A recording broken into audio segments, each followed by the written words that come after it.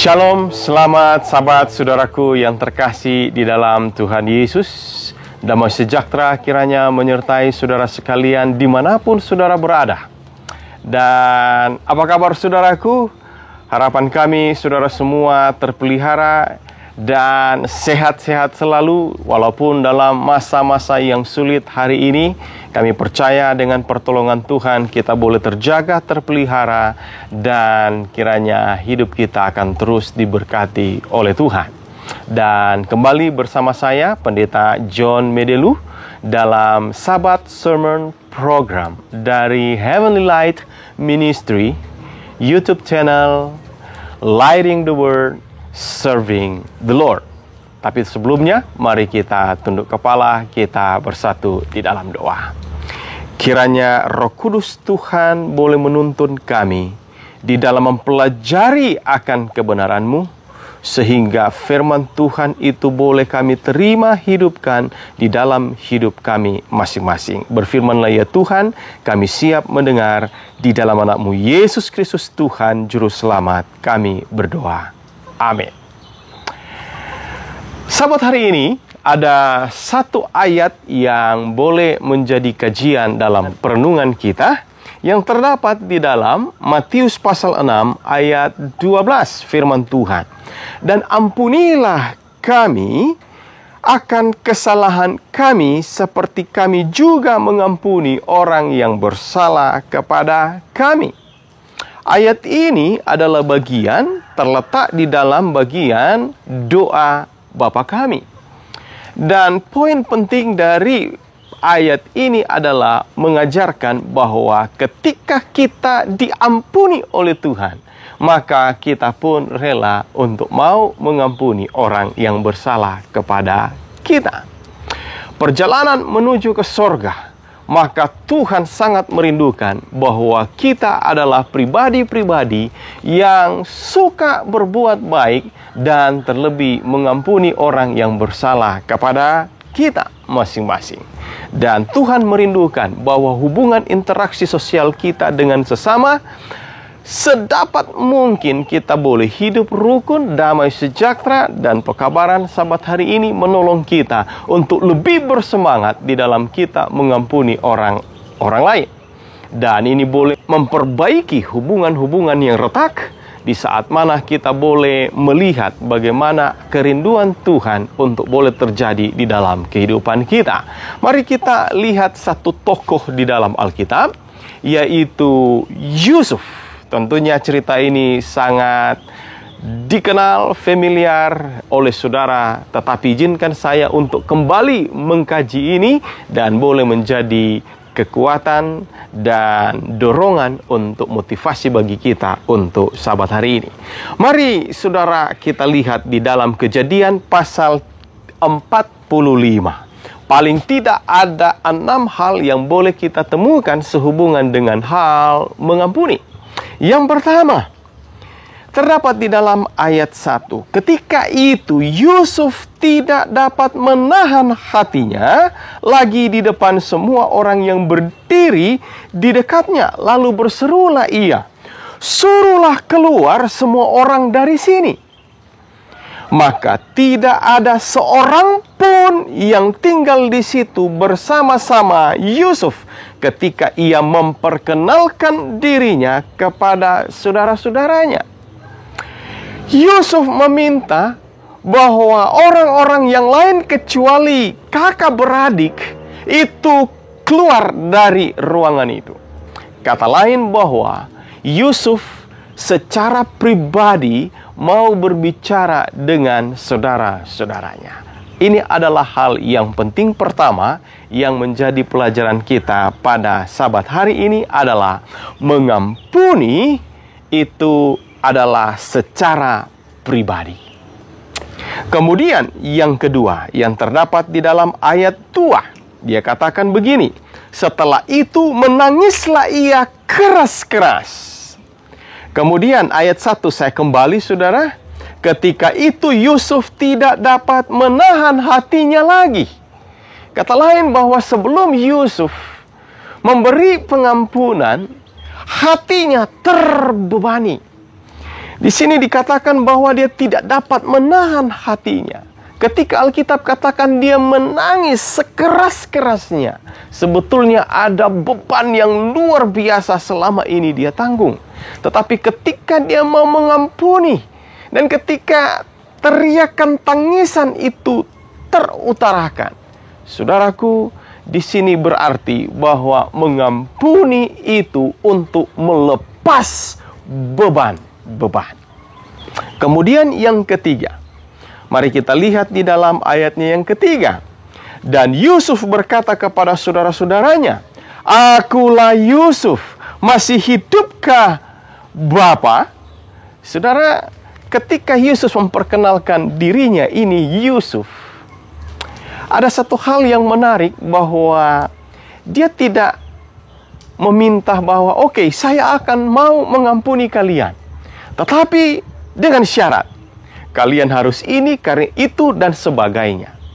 Yusuf seolah-olah melupakan itu, dan dia memang rindu untuk memberi pengampunan kepada mereka. Dan apa yang terjadi di sini? Dia katakan, "Akulah Yusuf, masih hidupkah Bapa?" Dia tidak menawarkan satu syarat apapun di dalam dia memberi pengampunan, dan itu langsung sepertinya tertutup, dan dia mengalihkan dengan menanyakan kondisi keadaan daripada ayah. Jadi di sini, saudaraku, poin yang ketiga, bahwa memberi maaf itu tanpa menuntut atau tanpa syarat. Baik, mari kita lihat poin yang keempat. Jadi ketika Yusuf memperkenalkan dirinya dan menanyakan ayahnya, sebetulnya Yusuf mau untuk mencairkan situasi. Tetapi ayat 3 menyebutkan bahwa mereka menjadi takut dan gemetar terhadap dia. Tetapi ayat 4, saudara lihat. Dan ini menjadi poin kita yang keempat. Lalu kata Yusuf kepada saudara-saudaranya itu, "Marilah dekat." Maka mendekatlah mereka. Katanya lagi, "Akulah Yusuf, saudaramu yang kamu jual ke Mesir." Saudaraku yang kekasih, seseorang yang mau mengampuni akan selalu mengakomodasi atau menciptakan situasi yang friendly atau bersahabat, yang mau untuk bisa merilekskan atau menenangkan hati seseorang. Kata lain di sini, mengampuni itu akan selalu diikuti dengan upaya untuk merangkul. Sangat disayangkan jika ada dua pihak yang bertikai, tetapi masih menunggu si A kapan dia akan datang bergerak untuk datang kepada saya, atau mungkin si B sedang menunggu kapan yang lainnya untuk datang mendekat dan memohon maaf. Tetapi Yusuf telah berinisiatif untuk mau mengampuni saudara-saudaranya. Dan di dalam hal ini, maka ketika dia melihat bahwa saudara-saudaranya sedang dalam posisi yang gemetar, takut, dia coba untuk datang dekat dan memberikan rangkulan kepada mereka. Seseorang yang mau mengampuni akan selalu menciptakan atau mengakomodasi situasi yang kaku untuk boleh dicairkan dengan cara merangkul orang tersebut. Kemudian poin yang kelima yang terdapat di dalam ayatnya yang kelima. Tetapi sekarang janganlah bersusah hati dan janganlah menyesali diri karena kamu menjual aku ke sini, sebab untuk memelihara kehidupanlah Allah menyuruh aku mendahului kalian. Kemudian ayat 7, saudara perhatikan. Maka Allah telah menyuruh aku mendahului kamu untuk menjamin kelanjutan keturunanmu di bumi ini. Kemudian ayat 8. Jadi bukanlah kamu yang menyuruh aku ke sini, tetapi Allah. Kata lain, mengampuni akan selalu melihat sisi positif. Kalau mau dilihat bahwa sakit hati daripada Yusuf ketika dia dijerumuskan di lubang sumur, dan dia dijual ke Mesir, dan dia harus berpeluh keringat untuk menjadi seorang budak pesuruh di rumah Potifar. Dan itu adalah hal yang bukanlah hal yang mudah. Tetapi di sini kita bisa melihat bahwa Yusuf melupakan untuk segala hal.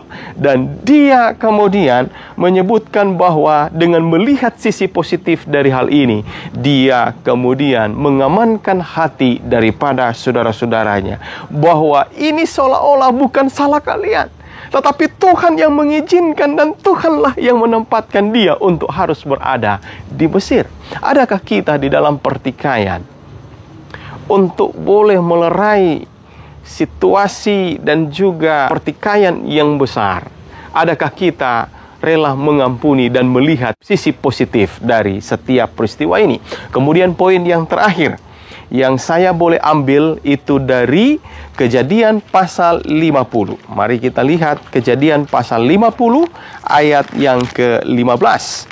Ada satu peristiwa yang luar biasa ketika ayat 15 menyebutkan, ketika saudara-saudara Yusuf melihat bahwa ayah mereka telah mati, berkatalah mereka, boleh jadi Yusuf akan mendendam kita dan membalaskan sepenuhnya kepada kita segala kejahatan yang telah kita lakukan kepadanya.